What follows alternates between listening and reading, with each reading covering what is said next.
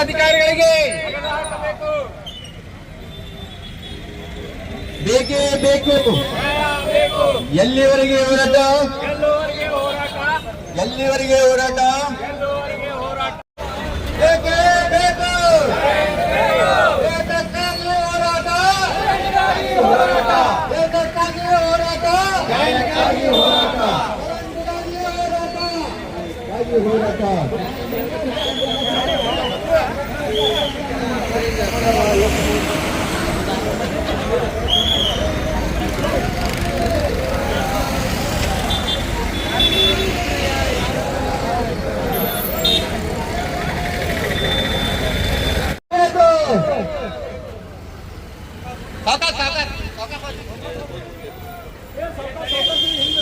ಬಕ್ಷೀಸ್ ಪತ್ರದ ಮೇಲೆ ಬಿಜಾಪುರ ಜಿಲ್ಲೆಯ ಅಧಿಕಾರಿಗಳು ವಿದ್ಯುತ್ ಸಂಪರ್ಕ ನೀಡುತ್ತಿಲ್ಲ. ಇದನ್ನು ಕುರಿತು ಕರ್ನಾಟಕ ರಾಜ್ಯ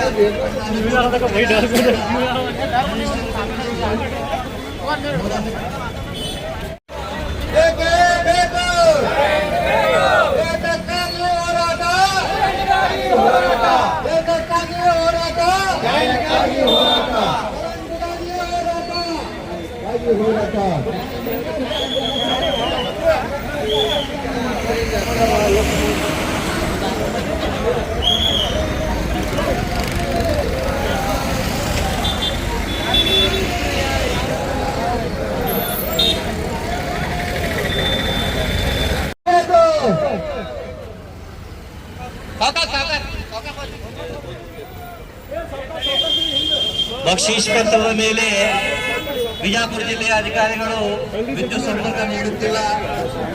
ಇದನ್ನು ಕುರಿತು ಕರ್ನಾಟಕ ರಾಜ್ಯ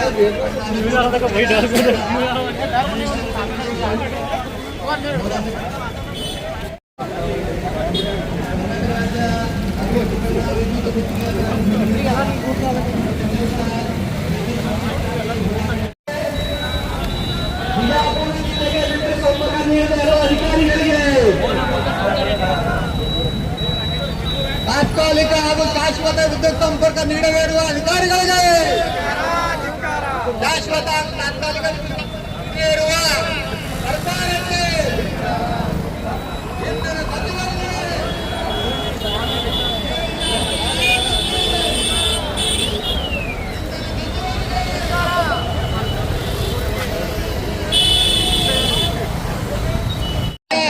ಈ ನೋಟ್ರಿ ಬಾಂಡ್ಗಳಿಗೆ, ಏನು ನೋಟ್ರಿ ಅಂದ್ರೆ ಏನಪ್ಪ, ಬಕ್ಷೀಸ್ ಪತ್ರ ಬಾಂಡ್ಗಳಿಗೆ ವಿದ್ಯುತ್ ಸಂಪರ್ಕ ಕೊಡಾಕ ಹಿಂಜರಿಯಾಗತ್ತೆ. ಯಾಕಪ್ಪ ಅಂತಂದ್ರೆ ಅದು ಸುಪ್ರೀಂ ಕೋರ್ಟ್ ಆದೇಶ ಐತಿ, ಮಹಾನಗರ ಪಾಲಿಕೆ ಆದೇಶ ಐತಿ, ನಗರಾಭಿವೃದ್ಧಿ ಇಲಾಖೆಯಿಂದ ಆದೇಶ ಐತಿ ಅಂತ ಹೇಳ್ತಾರೆ.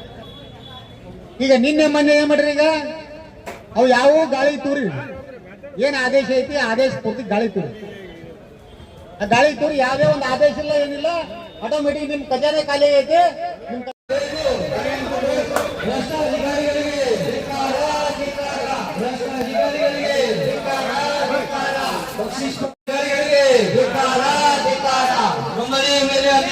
ಅಧಿಕಾರಿಗಳಿಗೆ, ಬಿಜಾಪುರ ಜಿಲ್ಲೆಯ ಅಧಿಕಾರಿಗಳಿಗೆ, ಅಧೀಕ್ಷಕ ಅಭಿಯಂತರರಿಗೆ, ಕಾರ್ಯನಿರ್ವಾಹಕ ಅಭಿಯಂತರರಿಗೆ ಬೇಕೇ ಬೇಕು. ಬೇಕೇ ಬೇಕು. ಯಾತಕ್ಕಾಗಿ ಹೋರಾಟ? ಯಾತಕ್ಕಾಗಿ ಹೋರಾಟ? ಬೇಕೇ ಬೇಕು. ಧಿಕ್ಕಾರ ಧಿಕ್ಕಾರ. ಇಂಧನ ಸಚಿವರಿಗೆ ಧಿಕ್ಕಾರ ಧಿಕ್ಕಾರ. ಗುತ್ತಿಗೆದಾರ ಸಂಘಕ್ಕೆ, ಗುತ್ತಿಗೆದಾರ ಸಂಘಕ್ಕೆ, ಬಕ್ಷೀಸ್ ಪತ್ರ ಹೊಂದಿರುವ ಗ್ರಾಹಕ ವಿದ್ಯುತ್ ನೀಡಿದ ಅಧಿಕಾರಿಗಳಿಗೆ, ಮುನ್ನಡೆ ಪತ್ರ ನೀಡಿದ ಅಧಿಕಾರಿಗಳಿಗೆ. ಒಂದು ಕಡೆ ಜಿಲ್ಲಾದಲ್ಲಿ ಆಲ್ರೆಡಿ ಅವ್ರಿಗೆ ಕರೆಂಟ್ ಕೊಡ್ತಾ ಇದ್ದಾರೆ. ಉತ್ತಾರಿ ಅವ್ರವ್ರ ಹೆಸರಲ್ಲೇ ಇದ್ದಿದ್ದ. ಈಗ ಎತ್ತ ಜೋಡಿ ಬಕ್ಷೀಸ್ ಪತ್ರಗಳು ಏನ್ ಕೊಟ್ಟಿದ್ದಾರಲ್ರಿ, ಅವ್ರೊಳಗೆ ಉತ್ತಾರಿ ಒಳಗೆ ಆ್ಯಡ್ ಆಗಿಲ್ಲ, ಅವ್ರು ಮಾಡ್ಕೊಳಕ ಆಗ್ತಾ ಇಲ್ಲ. ಹಿಂಗಾಗಿ ಬಡವರು ಬಹಳ ಅಸಕ್ತರಾಗ್ಯಾರ. ಇದರಿಂದ ಯಾರ ಕೈವಾಡಕ್ಕೆ ಅನ್ನೋದು ಗೊತ್ತಿಲ್ಲ. ಆದ್ರೆ ಕೆಲವೊಬ್ರಿಗೆ ಕ್ಯಾಶ್ ಕೊಟ್ಟಗಳನ್ನ ಮಾಡೋಂತ ಅಧಿಕಾರಿಗಳನ್ನ ನಾನು ನೋಡಿದ್ದೀನಿ ಕಣ್ಣಾರನೆ. ಅವ್ರೇನ್ ಹೆಸರಿಗೇನು ಪ್ರಸ್ತಾವನೆ ಮಾಡೋದು ಬೇಡ. ಲಂಚ ತೋದ ತಕ್ಷಣ ಆಲ್ರೆಡಿ ಇಂಟಿಮೇಷನ್ ಆಗ್ತಾರೆ. ನಾನು 2 ಸಲ ನಾನು ಆಲ್ರೆಡಿ ಅವ್ರಿಗೆ ತಾಕೀತು ಮಾಡೀನಿ, ಮತ್ತೆ ಮೇಲ್ ಅಧಿಕಾರಿಗಳಿಗೆ ಹೇಳಿದ್ದೀನಿ ನಾನು. ಮತ್ತೆ ಇದ್ರ ಸಲುವಾಗಿ MLA ಸಾಹೇಬ್ರಿಗೂ ಹೇಳಿದ್ದೀನಿ. ಅದು ನಾನು ಏನಾದ್ರೂ ಅದನ್ನ ಮಾತಾಡಕ್ಕೆ ಹೇಳ್ತೀನಪ್ಪ ಕ್ಲಿಯರ್ ಮಾಡೋಣ ಅಂತಂದ್ರು. ಅಟೊಳಗೆ ನಮ್ ಜಿಲ್ಲಾ ಅವರು ಎಲ್ಲ CS ಸಾಹೇಬ್ರು ಎಲ್ಲಾರು ಕೂಡಿಸ್ತಾರೆ ಏನಾರ ಮಾಡಿ ಪ್ರಸ್ತಾವನೆ ಮಾಡೋಣ ಅಂತಂದ್ರು. ವಾಸರ ಮಾನ್ಯ ವಾರದಲ್ಲಿ ಎಷ್ಟೋ ರಿಜಿಸ್ಟ್ರೇಷನ್ ಆದಂತದ್ದು ಒಬ್ರು ಇಂಟಿಮೇಷನ್ ಕೊಟ್ಟಿಲ್ಲ. ಅವ್ರು ರಿಜಿಸ್ಟ್ರೇಷನ್ ಮಾಡ್ಕೋಬೇಕಾದ್ರೆ ಯಾಕಾಗಿತ್ತು, ಇಂಟಿಮೇಷನ್ ಯಾಕೆ ಕೊಡ್ಲಿಲ್ಲ, ಈ ಪ್ರಶ್ನೆ ಬಂದಿತ್ತು ನಮ್ಗೆ. ಒಂದು 15ರಿಂದ 20 ನೀವು ರಿಜಿಸ್ಟ್ರೇಷನ್ ಮಾಡಿರಂತ ನಾನು ಕೇಳ್ಪಟ್ಟಿದ್ದೀನಿ. ದಯಮಾಡಿ ಅದಕ್ಕೆ ಆ ಗುಂಟಾ ಪ್ಲಾಟ್ ಬಡೋ ಸಾರ್ವಜನಿಕರಿಗೆ ಕೊಡ್ರಿ ಅಂತೇಳಿ ತಮ್ಮಲ್ಲಿ ವಿನಂತಿ ಮಾಡ್ಕೊಳ್ತೀವಿ. DC ಸಾಹೇಬ್ರಿಗೆ ಮನವಿ ಕೊಡಕ್ ಬಂದೀವಿ. DC ಸಾಹೇಬ್ರ ಜಲ್ದಿ ಕ್ರಮ ತಗೊಂಡು ಅದಕ್ಕೆ ಆದೇಶ ಹೊರಡಿಸಿ ಅಂತೇಳಿ ತಮ್ಮಲ್ಲಿ ವಿನಂತಿ ಪೂರ್ವಕವಾಗಿ ಕೇಳ್ಕೊಳ್ತೇವೆ.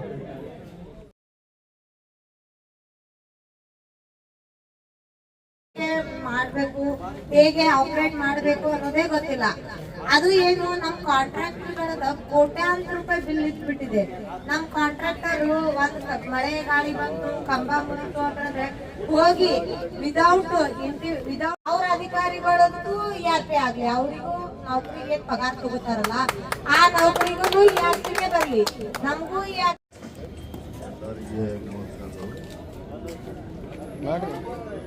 ಸಾಕಷ್ಟು ವರ್ಷಗಳಿಂದ ಮೇಲಿಂದ ಯಾವುದೇ ಕೂಲೆ ಇದ್ರೂ ಕೂಡ ಕೆಲವೊಂದು ಅಧಿಕಾರಿಗಳು ತಮ್ಮ ಸ್ವಾರ್ಥಕ್ಕೋಸ್ಕರ ನಮ್ಮ ಕಾಂಟ್ರಾಕ್ಟ್ಗಳನ್ನು ಕಾಡಿಸ್ಲಿಕ್ಕೆ ಬಂದಿದ್ದಾರೆ. ನಾನು ನೋಡಿ 4 ವರ್ಷ ಈಗ ಸರ್ಕಾರದ ಕಳಕಳಿ ಏನಪ್ಪಾ ಅಂದ್ರೆ ಎಲ್ಲರಿಗೆ ಬಡವರಿಗೆ ಆಗ್ಲಿ ಸಾರ್ವಜನಿಕರಿಗೆ ಎಲ್ಲರಿಗೆ ಅನುಕೂಲ ಮಾಡ್ಬೇಕಂತ ಹೇಳಿ ಯಾವುದೇ ಒಂದು ಸುತ್ತಲೆ ಹೊರಡಿಸ್ತಾರ. ಹೊತ್ತು ಯಾವುದೇ ಒಂದು ಕಾನೂನು ಇಲ್ಲದೆ ಇವರು ಕಾನೂನಿಗೆ ಅಡೆತಡೆ ಮಾಡುವಂತ ದಿಶೆಯಲ್ಲಿ ಕೆಲವೊಂದು ಅಧಿಕಾರಿಗಳು ಶಾಮೀಲಾಗಿದ್ದಾರೆ. ಅದಕ್ಕೋಸ್ಕರ ಬರುವಂತ ದಿನಮಾನದಾಗ ಏನಂದ್ರೆ ನಾವು ಎಲ್ಲ ಗುತ್ತಿಗೆದಾರರು ನಾವು CM ಹತ್ರ ಹೋಗ್ಬೇಕಾಗ್ತದ, ನಾವು ಮಾಜಿ CM ಕಡೆನೂ ಹೋಗ್ಬೇಕಾಗ್ತದ. ಯಾಕಂದ್ರೆ ಇವ್ರು ಮೊದಲು ಎತ್ತಂಗಡಿ ಮಾಡ್ಬೇಕಿಲ್ಲಿಂದ. ಯಾಕಂದ್ರೆ ಕಾಂಟ್ರಾಕ್ಟ್ಗಳು ಇಷ್ಟು ದುಡಿತಾರೆ ನಿಮ್ಗೆ ಗೊತ್ತಿಲ್ಲ, ನಾನು ದುಡ್ದವನೇ ಇದ್ದೀನಿ. ಎಲ್ಲ ಅವ್ರ ಕೆಲಸನೂ ಸತ ಇವರೇ ಮಾಡ್ತಾರ. ಅವ್ರು ಮಾಡುವಂತ ಕೆಲಸನು ಅನಾಮತ್ ಕೂತು ಇವರು ದುಡ್ಡು ತಗೋತಾರ. ಈಗ ಏನದ ಈ ಗುಂಟೆ ಪ್ಲಾಟ್ ಆಗಿರ್ಬೋದು, ಅವು ಆಗಿರ್ಬೋದು, ಮೂಲಭೂತ ಸೌಕರ್ಯ ಏನದ ಕೊಡಬೇಕಂತ ಹೇಳಿ ಸುಪ್ರೀಂ ಕೋರ್ಟ್ ಆರ್ಡರ್ ಅದ ಮೊದಲಿಂದೆ. ಈಗೇನದ ಇವತ್ತಿನ ದಿವಸ ಇವತ್ತು ನಮ್ಮ ಎಲ್ಲ ವಿದ್ಯುತ್ ಗುತ್ತಿಗೆದಾರರು ಒಂದು ರ್ಯಾಲಿ ಮೂಲಕ DC ಆಫೀಸ್ಗೆ ಒಂದು ಮನವಿ ಕೊಡ್ಬೇಕಂತ ಏನು ಬಂದಾರ. ನಾನು ಅವ್ರಿಗೆ ಕೃತಜ್ಞತೆಗಳ ಸಲ್ಲಿಸ್ತೀನಿ. ನನಗೆ ನಿನ್ನೆ ಇವತ್ತೇ ಹೇಳೋದ್ರಿಂದ ಸಾಕಷ್ಟು ಪೂರ್ವ ತಯಾರಿ ಸರಿಯಾಗಿ ಆಗಿಲ್ಲ. ಪ್ರಯತ್ನ ಮಾಡಿ ಎಲ್ಲರಿಗೂ ಕೊಡಿಸುವಂತ ಪ್ರಯತ್ನ ಮಾಡ್ಯಾರ. ಎಲ್ಲರಿಗೂ ಕೂಡ ಧನ್ಯವಾದಗಳು. ಆದರೂ ಈ ದಿಶೆಯಲ್ಲಿ ನಾವು ಸಕ್ರಿಯವಾಗಿ ಮೇಲೆ ನಾವು ಬೆಂಗಳೂರು ತನ ಹೋಗಿ ಏನದಲ್ಲ ಈ ಅಧಿಕಾರಿಗಳ ಕಿರುಕುಳಕ್ಕೆ ನಾವು ತಕ್ಕ ಉತ್ತರ ಕೊಡಬೇಕಾಗ್ತದೆ ಅಂತ ಹೇಳಲಿಕ್ಕೆ ಬಯಸ್ತೇವೆ.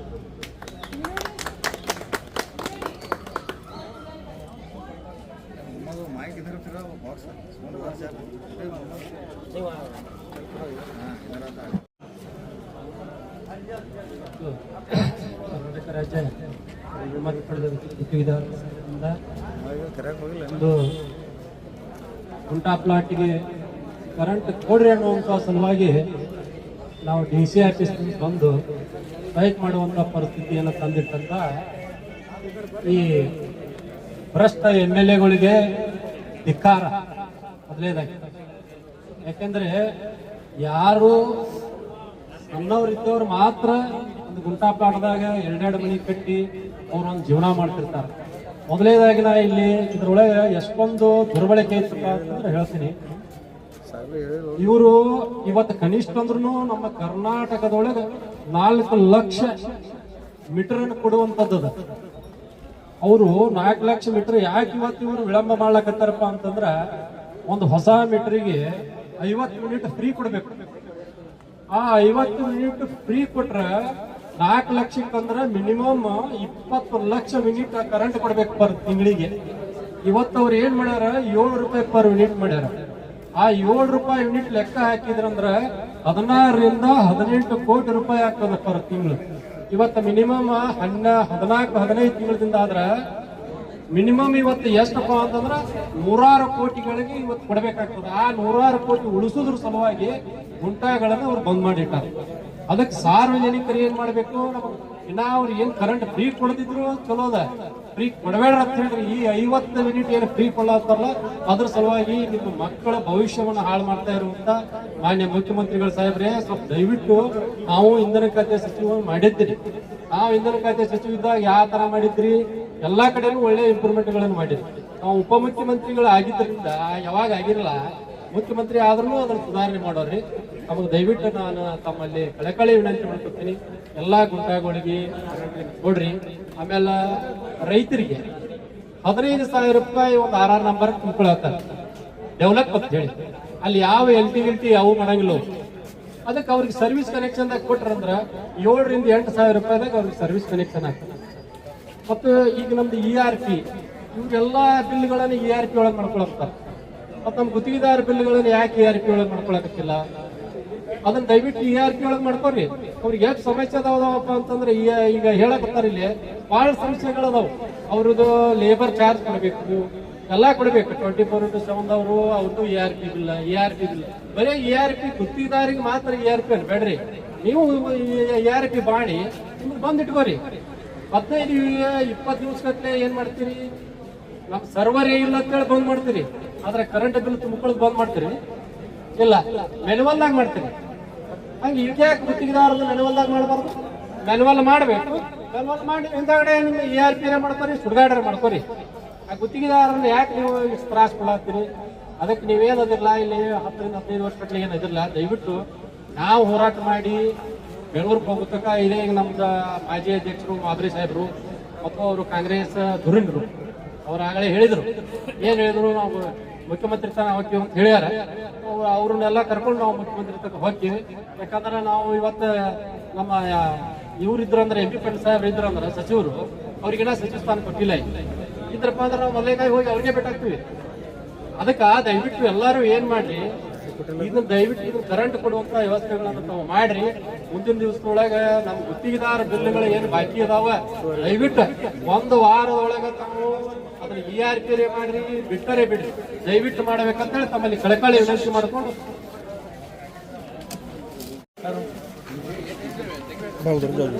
इधर क्या करना था काम उधर पीछे जाओ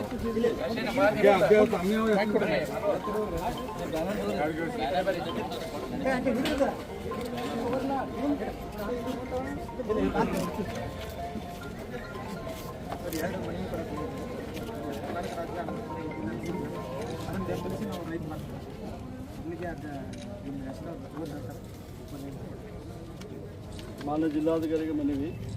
ನಮ್ಮ ಮುಖಾಂತರ ಮಾಧ್ಯಮಗಳು ಇಂಧನ ಸಚಿವರು ಕರ್ನಾಟಕ ಸರ್ಕಾರ ಬೆಂಗಳೂರಿಗೆ ವಿಜಯಪುರ ಜಿಲ್ಲೆ ವಿದ್ಯುತ್ ಗ್ರಾಹಕರ ಕುಂದುಕೊರತೆಗಳು ಮನವಿ ಕೊಟ್ಟು ಸಲ್ಲಿಸಿದರು. ಈ ವಿಷಯ ಸೈಯದ್ ಹಸೀನ್ ಲಂಕಾಗುಳ ಕಾರ್ಯಕಾರಿ ಸಮಿತಿ ಸಚಿವರು ಕರ್ನಾಟಕ ರಾಜ್ಯ ಅನಿಯುಕ್ತ ಪಡೆದ ವಿದ್ಯುತ್ ವಿತರಕ ಸಂಘ ರಿಜಿಸ್ಟರ್ ಬೆಂಗಳೂರು ವಿಜಯಪುರ ಜಿಲ್ಲಾ ಶಾಖೆ ದಿನಾಂಕ ಮುಖ್ಯಮಂತ್ರಿಗಳ ಆದೇಶ 3/7 ಸಿದ್ದರಾಮಯ್ಯ ಸಾಹೇಬರಿದ್ದಾಗ 3/7/2020 ನಡೆದ ಸಭೆಯಲ್ಲಿ ಆದೇಶ ನೀಡಿದೆ. ಆದರೆ ನಮ್ಮ ವಿದ್ಯುತ್ ಗುತ್ತಿಗೆದಾರ ಅಧಿಕಾರಿಗಳು ಎಸ್ಕಾಂ ಅಧೀಕ್ಷಕರಾದ ಸಿದ್ದಪ್ಪ ಬೆಜಿಗರು ಅವರು ಯಾವುದೇ ಆದೇಶವನ್ನು ಮುಖ್ಯಮಂತ್ರಿ ಆದೇಶ ಇದ್ದರೂ ರಿಜೆಕ್ಟ್ ಮಾಡಿ ತಂದೆ ಒಂದು ಆದೇಶವನ್ನು ನೀಡುತ್ತಾರೆ. ಅದರ ಪ್ರಕಾರ ನಾವು ಅವರಿಗೆ ಒಂದು ಅರ್ಜಿ ಮನವಿ ಮಾಡಿದ್ದೆವು. ಯಾವುದರ ಲಿಖಿತ ರೂಪದಲ್ಲಿ ಕರ್ನಾಟಕ ಸರ್ಕಾರ ಅಥವಾ ನ್ಯಾಯಾಲಯ ಅಥವಾ KRC ಇವು ಯಾವುದೇ ಒಂದು ಆದೇಶ ಇದ್ದರೆ ಈ ಗುಂಟಾ ಪ್ಲಾಟ್ಗಳಿಗೆ ಬಕ್ಷಿಸ್ ಪತ್ರ ಹಾಗೂ ಸಬ್ ರಿಜಿಸ್ಟರ್ ಅಂತ ಎನೆಯಲ್ಲಿ ಗುಂಟಾ ಸಬ್ ರಿಜಿಸ್ಟರ್ ಖರೀದಾದಂಥ ಕಾಗದಪತ್ರಕ್ಕೆ ವಿದ್ಯುತ್ ಸಾವಿರ ಕೊಡುವಂತ ಮನವಿ ಮಾಡಿದ್ದೆವು. ಯಾವುದೇ ಲಿಖಿತ ರೂಪದಲ್ಲಿ ಆದೇಶ ಸರ್ಕಾರ ಗೌರ್ಮೆಂಟ್ದಿರಲಿ, ಕರ್ನಾಟಕದಿರಲಿ ಅಥವಾ ನ್ಯಾಯಾಲಯದಿರಲಿ ಅಥವಾ KRC ಇದ್ರಲ್ಲಿ ಕೊಡುತ್ತಿಲ್ಲ, ಯಾವುದೇ ರೂಪದಲ್ಲಿ ಲಿಖಿತ ರೂಪದಲ್ಲೂ ಮರಳಿ ನಮಗೆ ಕೊಟ್ಟಿರೋದಿಲ್ಲ. ಕೇವಲ ಅವರು ಬರೆದು ಕೊಟ್ಟಿದ್ದು ವಿದ್ಯುತ್ ಶಕ್ತಿ ಕೊಡಲಿಕ್ಕೆ ಬರೋದಿಲ್ಲ. ಇವ್ರ ಮ್ಯಾಗೆ ಮೊದಲ ಏನು ಸೂಪರಿಂಟೆಂಡೆಂಟ್ ಇಂಜಿನಿಯರ್ ಇದ್ದಾರೆ ಇವರು ಸಿದ್ದಪ್ಪ ಇಂಜಿನಿಯರ್, ಮುಖ್ಯಮಂತ್ರಿ ಆದೇಶವನ್ನು ಉಲ್ಲಂಘನೆ ಮಾಡ್ತಾರೆ. ಇವರು ಮೊದಲು ಇಲ್ಲಿ ಬಿಜಾಪುರದಲ್ಲಿ ಕಾರ್ಯನಿರ್ವಹಿಸ್ತಿರ್ತಾರೆ. ಅವ್ರು ಮೊದಲು ಇಲ್ಲಿಂದ ವರ್ಗಾವಣೆ ಮಾಡಬೇಕು ಅಥವಾ ಡಿಸ್ಮಿಸ್ ಮಾಡಿ ಹೋಗೋದು ಬಿಡಬೇಕು. ಇವ್ರ ಬಗ್ಗೆ ಕ್ರಮ ಆಗಲಿಕ್ಕಂದ್ರೆ ಇವತ್ತಿನ ಜಿಲ್ಲಾಲಿಂದ ಎಷ್ಟು ಎಲ್ಲ ಜಿಂದಗಿ ಎಲ್ಲ ತಾಲೂಕದವರು ಸೇರಿದ್ದಾರೆ. ಈ ನಿಯೋಗ ಮುಂದೆ ಬಿಜಾಪುರ ಜಿಲ್ಲೆಗೆ ಉಸ್ತುವಾರಿ ಸಚಿವ ಕೊಟ್ಟಿರೋಂಥ ಆದೇಶ ಸಚಿವರಾದರು ಅವ್ರ ಮನೆಗೆ ಹೋಗ್ತೀವಿ, ನಾವು ಮುತ್ತಿಗೆ ಹಾಕ್ತೀವಿ. ಇಲ್ಲ ಕರ್ನಾಟಕ ಸರ್ಕಾರ ಮುಖ್ಯಮಂತ್ರಿ ಮನೆಗೆ ಹೋಗಿ ನಾವು ಧರಣಿ ಮಾಡ್ತೀವಿ ಅಂತ ನಾನು ಹೇಳೋಕ್ಕೆ ಬಯಸ್ತಿದ್ದೇನೆ. ಈ ಎಲ್ಲ ಅದೇ ಕೆಲವು ಏನೇನು ಡೀಟೇಲ್ಸ್ ಹೋಗೋಕ್ಕೆ ಭಾಳ ಟೈಮ್ ಇರ್ತದೆ ಇದ್ದಂಥ ಮತ್ತು 24/7 ಎಲಿಜಿಬಲ್ ಏನಾದ್ರು ಮಳೆ ಗಾಳಿ ಆದ್ರೆ ಕೆಲವು ಲೇಬರ್ ವರ್ಕ್ ಕಾಂಟ್ರಾಕ್ಟರ್ ಕೆಲಸ ಮಾಡ್ತಾರೆ, ಅವ್ರಿಗೊಂದು ರಿಸರ್ವ್ ಫಂಡ್ ಮಾಡಬೇಕು. ಇಮಿಡಿಯೇಟ್ಲಿ ಅವ್ರದ್ದು ಕೆಲಸ ಮುಗಿದ ಮ್ಯಾಗ ಹ್ಯಾಂಗೆ ಮಳೆ ಗಾಳಿದಾಗ ಕಂಬದ ಮ್ಯಾಗ ಕೆಲವು ಬಡವ ಕಾಂಟ್ರಾಕ್ಟರ್ ಅವ್ರದ್ದು ತಮ್ಮ ಎಲ್ಲ ನಿವೇಶನ ಮಾಡಿ ಬ್ಯಾಂಕ್ ಲೋನ್ ತಂದು ಮಾಡಿರ್ತಾರೆ. ಅವ್ರು ಇಮಿಡಿಯೇಟ್ಲಿ ಕೆಲಸ ಮುಗಿದಾಗ ಇಮಿಡಿಯೇಟ್ಲಿ ಪೇಮೆಂಟ್ ಆಗೋದು ವ್ಯವಸ್ಥೆ ಮಾಡೋಕ್ಕಂತ ನಾನು ಜಿಲ್ಲಾಧಿಕಾರಿ ಮನವಿ ಮಾಡ್ತಾ ಇದ್ದೀನಿ. ಮತ್ತು ಯಾವುದೇ ಕೆಲವು ಟರ್ಮ್ಸ್ ಆಫ್ ಕಂಡೀಷನ್ ತೊಗೋತಾರೆ, ಟೆಂಡರ್ ಅದಕ್ಕೆ ದಿವಸನೇ ಕೆಲಸ ಮುಗಿಬೇಕು. ಅದೇ ರೀತಿಯಿಂದ ಕೆಲಸ ಮುಗಿದಾಗ ವಿದಿನ್ 15 30 ದಿನದಾಗ ಆ ಲೇಬರ್ ಕಾಂಟ್ರಾಕ್ಟ್ ಬಿಲ್ ರಿಸೀವ್ ಮಾಡಿಬಿಡ್ಬೇಕು. ಆ ಪ್ರೊವಿಜನ್ ಇಟ್ಕೊಂಡೇ ಟೆಂಡರ್ ಮಾಡಬೇಕಂತ ನನ್ನ ಅನಿಸಿಕೆ. ಇಲ್ಲ ಅದನ್ನು ಗುದ್ದಿದ್ದವ್ರು ಕೆಲವು ಎಲ್ಲ ಬ್ಯಾಂಕ್ ಲೋನ್ ಮಾಡಿ ಅದು ಮಾಡಿ ಎಲ್ಲ ಲೋನ್ ಮಾಡಿದ್ದಾರೆ. ಇವ್ರು ಪೆಂಡಿಂಗ್ ಇಟ್ಕೊಂಡು ಕೂತ್ರೆ ಅವನಿಗೆ ನುಕ್ಸಾನ್ ಆಗ್ತದೆ. ಹೀಗಾಗಿ ನಾನು ಹೇಳಿ ಬರ್ತೀನಿ, ಇವ್ರು ಮನವಿ ಮಾಡ್ತಾರೆ. ರೈತ ಭಾರತ ಪಕ್ಷ ವಿಜಯಪುರ ಜಿಲ್ಲಾಧಿಕಾರಿಗಳ ಮುಖಾಂತರ ಮಾನ್ಯ ಮುಖ್ಯಮಂತ್ರಿಗಳ ಸಂಸ್ಥೆ ವಿಷಯ ಏನಪ್ಪಾ ಅಂತಂದರೆ, ಕರ್ನಾಟಕ ರಾಜ್ಯದ ಜನರಿಗೆ ವಿದ್ಯುತ್ ಸಂಪರ್ಕ ನೀಡುವಲ್ಲಿ ವಿದ್ಯುತ್ ಕಂಪನಿಗಳು ಸಾರ್ವಜನಿಕರಲ್ಲಿ ಚೆಲ್ಲಾಟವಾಡಲು ಖಂಡಿಸಿ ಅನುಕೂಲ ಮಾಡಿಕೊಡುವಂಥದ್ದು. ಮೇಲ್ಕಾಣಿಸಿದ ವಿಷಯಕ್ಕೆ ಸಂಬಂಧಿಸಿದಂತೆ ಕರ್ನಾಟಕ ರಾಜ್ಯ ಅನುಮತಿ ಪಡೆದ ವಿದ್ಯುತ್ ಸಂಘ ವಿಜಯಪುರ ನಡೆಸುತ್ತಿರುವ ಹೋರಾಟಕ್ಕೆ ರೈತ ಭಾರತ ಪಕ್ಷ ಕರ್ನಾಟಕ ಸಂಪೂರ್ಣವಾಗಿ ಬೆಂಬಲವನ್ನು ವ್ಯಕ್ತಪಡಿಸಿದೆ. ಮತ್ತು ಈ ಮುಂಚೆ ರೈತ ಭಾರತ ಪಕ್ಷ ಹಲವಾರು ಇಂಧನ ಇಲಾಖೆ ಅಧಿಕಾರಿಗಳಿಗೆ ಕರ್ನಾಟಕ ಸರ್ಕಾರಕ್ಕೆ ಹಲವಾರು ಬಾರಿ ಮನವಿ ಪತ್ರಗಳನ್ನು ನೀಡಿದರೂ ಸಹಿತ ಸಾರ್ವಜನಿಕರಿಗೆ ವಿದ್ಯುತ್ ಸಂಪರ್ಕ ನೀಡುವಲ್ಲಿ ಸರ್ಕಾರ ಹಾಗೂ ವಿದ್ಯುತ್ ಕಂಪನಿಗಳು ಮತ್ತು KERC ಸಾರ್ವಜನಿಕರಿಗೆ ಸಿಗಬೇಕಾದ ವಿದ್ಯುತ್ ಸಂಪರ್ಕವನ್ನು ಎಲ್ಲರಿಗೂ ನೀಡಬೇಕಾಗಿ ಮತ್ತೊಮ್ಮೆ ಕಳಕಳಿವೇನಂತ ಸಮಸ್ಯೆಗಳ ಬಗ್ಗೆ ಒಂದೇದೇನಪ್ಪ ಅಂದರೆ 2024 ಡಿಸೆಂಬರ್ ಸುಪ್ರೀಂ ಕೋರ್ಟ್ ಆದೇಶದ ನೆಪವನ್ನು ಸಾರ್ವಜನಿಕರಿಗೆ ವಿದ್ಯುತ್ ಸಂಪರ್ಕ ನೀಡುವಲ್ಲಿ ಸುಮಾರು 1 ವರ್ಷದಿಂದ ಕರ್ನಾಟಕ ಸರ್ಕಾರ, ನಗರಾಭಿವೃದ್ಧಿ, ಇಂಧನ ಇಲಾಖೆಯ ವಿದ್ಯುತ್ ಕಂಪನಿಗಳು ಹಾಗೂ KERC ಇವರು ಮಾಡಿದ ಅನ್ಯಾಯವನ್ನು ಕರ್ನಾಟಕ ರಾಜ್ಯದ ಜನರು ಎಂದೂ ಸಹಿಸುವುದಿಲ್ಲ. ಏಕೆಂದರೆ ಸಾರ್ವಜನಿಕರು ವಿದ್ಯುತ್ ಸಂಪರ್ಕದ ಸಲುವಾಗಿ ಯಾವುದೇ ರಾಜ್ಯದಲ್ಲಿ ತೆಗೆದುಕೊಳ್ಳದ ನಿರ್ಣಯವನ್ನು ಕರ್ನಾಟಕ ಸರ್ಕಾರ ತೆಗೆದುಕೊಂಡು ಸಾರ್ವಜನಿಕರಿಗೆ ವಿದ್ಯುತ್ ಸಲುವಾಗಿ ಜನರು ಕಷ್ಟಪಡಬೇಕಾಯಿತು.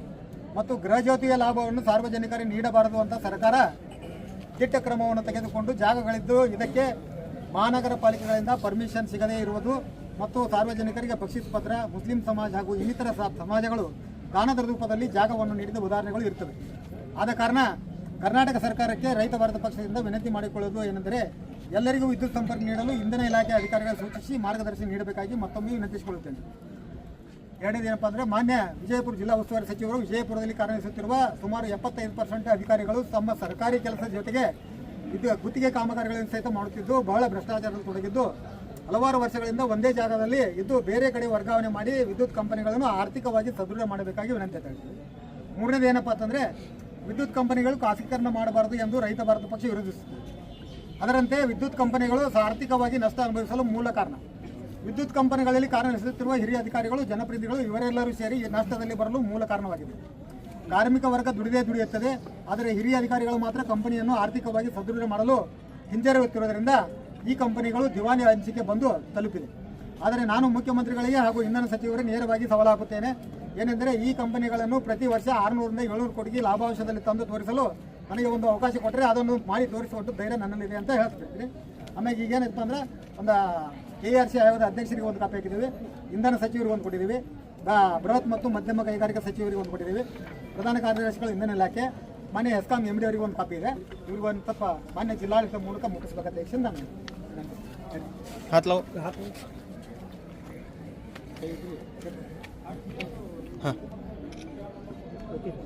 ಕರ್ನಾಟಕ ರಾಜ್ಯ ಅನುಮತಿ ಪಡೆದ ವಿದ್ಯುತ್ ಗುತ್ತಿಗೆದಾರರ ಸಂಘ ರೈತ ಬೆಂಗಳೂರು ವಿಜಯಪುರ ಜಿಲ್ಲಾ ಶಾಖೆಯಿಂದ ಮನವಿ ಪತ್ರ ಜಿಲ್ಲಾಧಿಕಾರಿಗೆ ಕೊಟ್ಟಿರ್ತೀವಿ. ಇವತ್ತಿನ ವಿಷಯ ಪಾದಯಾತ್ರೆ ಪ್ರಕಾರ ನಮ್ಮ ಕೇಂದ್ರ ಕಚೇರಿ ಆದಂಥ ವಿಜಯಪುರದ RT ಆಫೀಸ್ ಎದುರಿನಿಂದ ಇಲ್ಲಿಂದ DC ಆಫೀಸ್ ಬಂದೀವಿ. ಈ ಗುಂಟಾ ನಿವೇಶನಗಳಿಗೆ ಹಾಗೂ 24/7 ವೆಹಿಕಲ್ ಲೇಬರ್ ಪೇಮೆಂಟ್, ಕೆಲವು ಲೇಬರ್ ವರ್ಕ್ ಮಾಡೋರು ವಿದ್ಯುತ್ ಗುತ್ತಿಗೆದಾರರ ಬಿಲ್ಲನ್ನು ವಿಳಂಬ ಮಾಡ್ತಾ ಇದ್ದಾರೆ. ಯಾವುದೇ ಒಂದು ಬಿಲ್ಗಳು ಇದ್ದರೂ 6-7 ದಿವಸದಲ್ಲಿ ಕಂಪನಿ ಆಫೀಸ್ ಹೋಗಿ FA ಆದಂಥ ಅವರಿಗೆ ಅವರು ಎಲ್ಲರಿಗೂ ಲೇಬರ್ ಕಾಂಟ್ರಾಕ್ಟ್ ಬಿಲ್ ರಿಲೀಸ್ ಮಾಡಬೇಕು. 24/7 ಇವರು ಟರ್ಮ್ಸ್ ಆಫ್ ಕಂಡೀಷನ್ ಹಾಕಿ ಕೊಟ್ಟಿರ್ತಾರೆ. ಯಾವುದೇ ಕೆಲಸ ಮಾಡಬಾರ್ದು, 20% ಹಗಲು ರಾತ್ರಿ ದುಡಿತಿರ್ತಾರೆ. ಅವ್ರು ಕೆಲವು ರೀಸನ್ 2-3 ತಿಂಗಳು ಆದರೂ ಅವ್ರಿಗೆ ಬಿಲ್ ಇಶ್ಯೂ ಮಾಡಿಲ್ಲ ಅಂತ ಎಲ್ಲ ಬಿಲ್ ಕಳಿಸ್ಬೇಕು. ಮತ್ತು ಗುಂಟಾ ಪ್ಲಾಟ ಸಬ್ ರಿಜಿಸ್ಟ್ರಿ ಖರೀದಾದ್ಮ್ಯಾಗ ಈಗ ಹೊಸ ಸರ್ಕಾರ ಬಂದಾಗ ಎ ಖಾತಾ ಬಿ ಖಾತಾ ಮಾಡಿದ್ದಾರೆ. ಎ ಖಾತಾ ಬಿ ಖಾತೆ ಕೆಲವು ಬಡವರು ಇದ್ದವ್ರು ಎ ಖಾತಾ ಬಿ ಖಾತಾ ಮಾಡ್ಕೊಳ್ಳೋಕೆ ಹೋಗಂಗಿಲ್ಲ. ಸಬ್ ರಿಜಿಸ್ಟ್ರಿ ಇರ್ತದ ಅಥವಾ ಬಕ್ಷೀಸ್ ಪತ್ರ ಇರ್ತದ, ಅದ್ರ ಬಗ್ಗೆ ಇವರು ವಿದ್ಯುತ್ ಸರಬರಾಜು ಕೊಡಬೇಕು. ಅದೇ ರೀತಿಯಿಂದ ಕರ್ನಾಟಕ ರಾಜ್ಯ ಮುಖ್ಯಮಂತ್ರಿ ಆದಂಥ ಸಿದ್ದರಾಮಯ್ಯ ಸಾಹೇಬರು, ಮಾಜಿ CM ಅವರು 3/7/2020 ಆದೇಶ ಮಾಡ್ಯಾರ. ಅದು ಆರ್ಡರ್ ಇವರು ಇನ್ನೂ ಇಂಪ್ಲಿಮೆಂಟ್ ಮಾಡಿಲ್ಲ. ಆಮೇಲೆ ಮೊನ್ನೆ 6/2026 ಡಿ ಕೆ ಶಿವಕುಮಾರ್ ಅವರು ಆದೇಶ ಮಾಡ್ಯಾರ. 2400 ಸ್ಕ್ವೇರ್ ಫೀಟ್ ಒನ್ ಟೈಮ್ ಸೆಟ್ಮೆಂಟು. ಹಳೆ ಆದೇಶ 1200. ಯಾವುದೇ ಆದೇಶ ಇದ್ದರೂ ಅವ್ರು ಇಮಿಡಿಯೇಟ್ಲಿ ವಿದ್ಯುತ್ ಸರ್ವಿಸ್ ಕೊಡೋದು ಆದೇಶ ಮಾಡಿದ್ರು. ಸರ್ಕಾರ ಆದೇಶ ಇದ್ದರೂ ನಮ್ಮ ಇಲ್ಲಿ ಅಧಿಕಾರಿ ಇದ್ದ ಸಿದ್ದಪ್ಪ ಬೆಂಜಿಗೆರವರು ವಿನಾಕಾರಣ ಕಾಂಪ್ಲಿಕೇಟ್ ಮಾಡೋದು. ಸಬ್ ಡಿವಿಷನ್ ಕೆಲಸ ಮಾಡ್ತಿದ್ದ AWG ಡಿಸ್ಟರ್ಬ್ ಮಾಡೋದು. ಅದು ಮಾಡಬೇಡ್ರಿ, ಗುಂಟ ಮಾಡಬೇಡ್ರಿ, ಇದು ಮಾಡಿ ಯಾವುದೇ ಆದೇಶ ಮಾಡಿದ್ರು ಗುಂಟ ಇರಲಿ ಸಬ್ ರಿಜಿಸ್ಟರ್ ಇರಲಿ ಯಾವುದೇ ಆದೇಶದಾಗ ಕ್ಲಿಯರ್ ಬರೋದಿಲ್ಲ. ಕೇವಲ 1200 ಬಿಲ್ಟೈಪ್ ಏರಿಯಾ ಮಾತ್ರ. ಎನೆ ಇರಲಿ ಗುಂಟ ಇರಲಿ ಅವರಿಗೆ ವಿದ್ಯುತ್ ಸರ್ವಿಸ್ ಕೊಡಬೇಕಂತ ಅವರ ಒಂದು ಟಾರ್ಗೆಟ್ ಇದೆ ಸರ್ಕಾರದ. ಆ ಟಾರ್ಗೆಟನ್ನು ಇವರು ವೇಸ್ಟ್ ಮಾಡ್ತಾ ಇದ್ದಾನೆ ಸಿದ್ದಪ್ಪ ಬೆಂಜರ್. ಯಾಕೆ ವೇಸ್ಟ್ ಮಾಡೋದು? ಇವನ ಮ್ಯಾಗ ಹಳೆವು ಇನ್ಕ್ವೈರಿ ಅದಾವೆ. ಈಗ ಭಾಳ ಅದ ಈ ವರ್ಷನಾಗೆ ರಿಟೈರ್ಮೆಂಟ್ ಬರೀ ಹಗರಣ. ಕೆಲವು 4-5 ಕಂಪ್ನಿಲಿಂದ ಬಂದಿಂಥ ಎಂಪ್ಲಾಯೀಸ್ GLM ALM ಅವ್ರಿಗೆ ಕಂಡಾಪಟ್ಟಿ ಇಲ್ಲಿ ರಿಟರ್ನ್ ಪೋಸ್ಟಿಂಗ್ ಕೊಡೋಗಿ 2-3 ಲಕ್ಷ ಬಿತ್ತಿದ್ದಾನೆ ನೀವು. ಇಂಥ ಅಧಿಕಾರಿಗಳಿಗೆ ಸರ್ಕಾರ ಇನ್ನೂ ಮುಂದುವರ್ಸಾಗ್ತದೆ. ಕೆಲವು ಉಸ್ತುವಾರಿ ಸಚಿವರಿಗೆ ಮಾಜಿ ಉಸ್ತುವಾರಿ ಸಚಿವರಿಗೆ ಏನ ಹೇಳಿ ಗುಂಟಾ ಪ್ಲಾಟ್ ಬಂದ್ ಮಾಡಿಸೋದು, ಚಾಲೂ ಮಾಡಿಸೋದು. ತಾನು AW ಆಗಿ SO ಆಗಿ ಹೋಗ್ಯಾನ. ಏನು ಸಾರ್ವಜನಿಕ ತೊಂದರೆ ಅದ ಗುರ್ತದ, ಏನೂ ಮಾಡಿಲ್ಲ. 3 ಸಬ್ ಡಿವಿಷನ್ ನಮ್ಮದು ಬಿಜಾಪುರ ಸರ್ಕಲ್ದಾಗ ಬರ್ತಾವೆ. ಬಿಜಾಪುರ ಡಿವಿಷನ್ದು ಒಳಗೆ 5 ಸಬ್ ಡಿವಿಷನ್ ಅದಾವೆ. 5 ಸಬ್ ಡಿವಿಷನ್ ಮಾಡಿ ಇಂದ ಮಟ್ಟ 1 ಸಬ್ ಡಿವಿಷನ್ ಹೋಗಿ ಯಾವುದೇ ರೀತಿಯಿಂದ ತನಿಖೆ ಮಾಡಿಲ್ಲ. ಎಷ್ಟು ಅರ್ಜಿ ಬಂದವು, ಎಷ್ಟು ಸಪ್ಲೈ ಕೊಟ್ಟಿರಿ, ಎಷ್ಟು ಬಡವ್ರ ಮನೆ ಮ್ಯಾಗ ಲೈನ್ ಹೋಗ್ಯದ, ಎಲ್ಲಿ ಸ್ಕೂಲ್ ಕಾಲೇಜ್ ಬಲ್ಲಿ ಟ್ರಾನ್ಸ್ಫರ್ ಅದಾವೆ ಎಲ್ಲ ಶಿಫ್ಟ್ ಮಾಡಿದ್ದು ಸರ್ಕಾರ ಆದೇಶ ಮಾಡೋದ. ಸರ್ಕಾರ ಆದೇಶ ಏನು ಮಾಡಿದ, ಎಲ್ಲೆಲ್ಲಿ ಸ್ಕೂಲ್ ಅದಾವೆ 11 QE ಲೈನ್ ಆ್ಯಂಡ್ ಟ್ರಾನ್ಸ್ಫರ್ ಸ್ವಂತ ಸರ್ಕಾರ ದುಡ್ಡದಲ್ಲಿ ಶಿಫ್ಟ್ ಮಾಡಬೇಕಂತ ಆದೇಶ ಅದ. ಯಾವನೂ ಇವು ಮಾಡಿಲ್ಲ. ಯಾವುದು ಸ್ಕೂಲಿಗೆ ಇನ್ಸ್ಪೆಕ್ಷನ್ ಕೊಟ್ಟಿಲ್ಲ, ಯಾವ ಓಣಿಗೂ ಕೊಟ್ಟಿಲ್ಲ. ಬರೇ ತೊಂದರೆ ಕೊಡೋದು, ಸಾರ್ವಜನಿಕ ತ್ರಾಸು ಕೊಡೋದು ಇಂಥ ಅಧಿಕಾರ ಅದಲ್ಲ. ಇವ್ರು ಮೊದಲು ಬಿಜಾಪುರದಿಂದ ವರ್ಗಾವಣೆ ಮಾಡಿದರೆ ಎಲ್ಲ ಸಬ್ ಡಿವಿಷನ್ 3 ಡಿವಿಷನ್ ಒಳ್ಳೆ ರೀತಿಯಿಂದ ಆಡಳಿತ ನಡೀತದೆ. ಕೆಲವು ವಿಷಯಗಳಲ್ಲಿ ಇವ್ರಿಗೆ ಹೇಳೋದಷ್ಟು ಅದ ರೀ, ಅಷ್ಟು ಭ್ರಷ್ಟಾಚಾರ ತಿರುಗಾಣ. ಇವ್ರು ಮೊದಲು ಇಲ್ಲಿಂದ ಬಿಜಾಪುರದಿಂದ ವರ್ಗಾವಣೆ ಮಾಡಬೇಕು. ಅಂದರೆ ಎಲ್ಲ ಸಬ್ ಡಿವಿಷನ್ ಒಂದು ಸುರಕ್ಷಿತ ಕೆಲಸ ನಡೀತದೆ ನನ್ನ ಅನುಭವದ. ನಾನು ಕೇಂದ್ರ ಕಾರ್ಯ ಸಮಿತಿ ಸದಸ್ಯ ಸೈಯದ್ ಯಾಸಿನ್ ಗುಲ್ಬರ್ಗ, ವಿಜಯಪುರ. ಮಾತಾಡಿ. ನಮ್ಮ ಹೆಸ್ಕಾಂ ಇಲಾಖೆ ಒಳಗೆ ERP ಅನ್ನೋದು ಸಾಫ್ಟ್ವೇರ್ ಬಂದದ. ಸಾಫ್ಟ್ವೇರ್ ಎದಕ್ಕೆ? ಅದನ್ನು ಸರಳೀಕೃತ ಮಾಡಕ್ಕೆ. ಅದನ್ನು ಈಗ ಅದು ಸಾಫ್ಟ್ವೇರ್ ಸರಳನೇ ಇಲ್ಲ. ಅವ್ರ ಅಧಿಕಾರಿಗಳಿಗೇನೆ ಅದು ಸಾಫ್ಟ್ವೇರ್ ಯೂಸ್ ಮಾಡಕ್ಕೆ ಬರಲ್ಲ. ಆ ಸಾಫ್ಟ್ವೇರ್ ಒಂದನ್ನು ಹಿಡ್ಕೊಂಡು ಕೋಟ್ಯಾಂತರ ರೂಪಾಯಿ ಬಿಲ್ಲು ನಮ್ಮ ಬಿಜಾಪುರ ಡಿವಿಷನ್ ಅಷ್ಟೇ ಕೋಟ್ಯಾಂತರ ರೂಪಾಯಿ ಬಿಲ್ ನಿಂತಾವು. ಮತ್ತು ಪ್ರತಿಯೊಂದು ಸಾಫ್ಟ್ವೇರ್ ಅವರಿಗೆ ಯೂಸ್ ಮಾಡಕ್ಕೆ ಬರಲ್ಲ. ಅಂದ್ರೆ ಸಾಫ್ಟ್ವೇರ್ ಎದಕ್ಕೆ ಬೇಕಾಗಿತ್ತು? ನಾವು ಸಾಫ್ಟ್ವೇರ್ ಬೇಕು ಅಂತ ಕೇಳಿರಲಿಲ್ಲ. ಅದೇ ರೀತಿ ಅವ್ರದ್ದೇ ಪಗಾರ ಆ ಸಾಫ್ಟ್ವೇರ್ನಲ್ಲಿ ಮಾಡಿ ನೋಡೋಣ. ನೀವು ಮೊದಲು ಬಿಲ್ ಜನ್ರೇಟ್ ಮಾಡಿರಿ, AEE ಕೊಡ್ರಿ, ಆಮೇಲೆ ಈಗ ಹೋಗ್ಲಿ, ಆಮೇಲೆ SE ಹೋಗ್ಲಿ, ಆಮೇಲೆ ಚೀಫ್ ಇಂಜಿನಿಯರ್ಗೆ ಹೋಗ್ಲಿ. ನಿಮ್ಮ ಬಿಲ್ ಎಷ್ಟು ಡಿಲೇ ಆಗ್ತಾವ ಅನ್ನೋದು ನಿಮಗೂ ಗೊತ್ತಾಗಲಿ. ನಿಮಗೆ ನಿಮ್ಮ ಸಾಫ್ಟ್ವೇರ್ನಲ್ಲೇ ERP ಸಾಫ್ಟ್ವೇರ್ನಲ್ಲೇ ತುಂಬ ಲೂಪ್ ಹೋಲ್ಸ್ ಅದಾವೆ.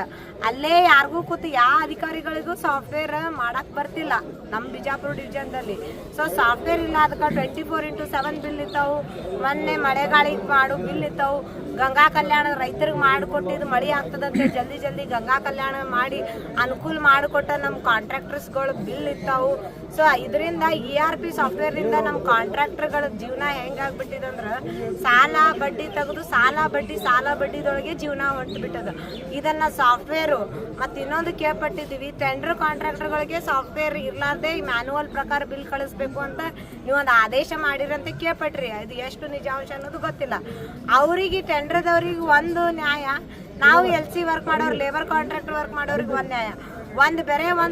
ಒಂದೇ ಒಂದು ಕಂಬ ಬಿತ್ತು ಅಂದ್ರೆ 10 ಕಿಲೋಮೀಟರ್ನಿಂದ 15 ಕಿಲೋಮೀಟರ್ನಿಂದ ಬಂದು ಕಾಂಟ್ರಾಕ್ಟರ್ ಆ ಒಂದು ಕಂಬ ರಿಪ್ಲೇಸ್ಮೆಂಟ್ ಮಾಡಿಕೊಡ್ತೀರಿ. ಅದಕ್ಕೆ ಆ ಕಾಂಟ್ರಾಕ್ಟರ್ಗಳಿಗೆ SR ರೇಟ್ನಲ್ಲಿರೋ ಏನು ಅವ್ರು ಇನ್ವೆಸ್ಟ್ ಮಾಡಿರ್ತಾರಲ್ಲ, 4 ಮಂದಿ ಲೇಬರ್, 1 ಟ್ರ್ಯಾಕ್ಟರ್ ತೊಗೊಂಡು ಬಂದು ಏನು ವರ್ಕ್ ಮಾಡಿರ್ತಾರಲ್ಲ, ಅದು SR ಬಿಲ್ಸ್ ಅದಕ್ಕೆ ಅದ್ರ ಜೊತೆ ಮ್ಯಾಚ್ ಆಗಲ್ಲ. ಅಂಥ ವರ್ಕ್ಗಳನ್ನು ನಾವು ಕಾಂಟ್ರಾಕ್ಟರ್ ಮಾಡೀವಿ.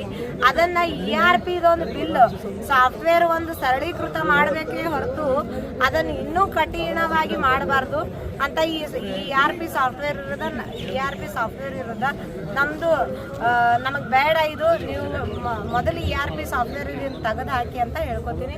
ನನ್ನ ಹೆಸರು ಸೌಮ್ಯ ನಾರಾಯಣ್ಕರ್, ಕರ್ನಾಟಕ ರಾಜ್ಯ ಅನುಮತಿ ಪಡೆದ ಗುತ್ತಿಗೆದಾರರ ಸಂಘದ ರಾಜ್ಯದ ಮಹಿಳಾ ಉಪಾಧ್ಯಕ್ಷರು. ಮಾತಾಡಿ. ಕರ್ನಾಟಕ ರಾಜ್ಯ ಅನುಮತಿ ಪಡೆದ ವಿದ್ಯುತ್ ಗುತ್ತಿಗೆದಾರರ ಸಂಘ ಬಿಜಾಪುರ ಹಾಗೂ ಈಗ ಎಲೆಕ್ಟ್ರಾನಿಕ್ ಮೀಡಿಯಾ ಹಾಗೂ ಪತ್ರಕರ್ತರಿಗೆ ಇಷ್ಟು ಉರಿ ಬಿಸಿಲಲ್ಲಿ ಬಂದು ನಮಗೆ ಸಪೋರ್ಟ್ ಮಾಡಿದ್ದಕ್ಕೆ ತುಂಬ ಧನ್ಯವಾದಗಳು. ಹಾಗೂ ನಮ್ಮ ಎಲ್ಲ ಗುತ್ತಿಗೆದಾರರು, ತಾಲೂಕದಿಂದ ಬಂದಂಥ ಎಲ್ಲ ಗುತ್ತಿಗೆದಾರರು ಹಾಗೂ ಬಿಜಾಪುರದಿಂದ ಬಂದಂಥ ಎಲ್ಲ ಗುತ್ತಿಗೆದಾರರು ನಮಗೆ ಸಪೋರ್ಟ್ ಮಾಡಿದ್ದಕ್ಕೆ ತಮ್ಮೆಲ್ಲರಿಗೂ ಧನ್ಯವಾದಗಳು. ಅಷ್ಟೇ ಹೇಳಿ ನಾನು ಮಾತು पल पल की खबरों के लिए हमारे YouTube चैनल को सब्सक्राइब कीजिए, हमारे वीडियो को लाइक कीजिए और सबसे पहले हमारी न्यूज देखने के लिए बेल आइकॉन पर क्लिक करना ना भूलें।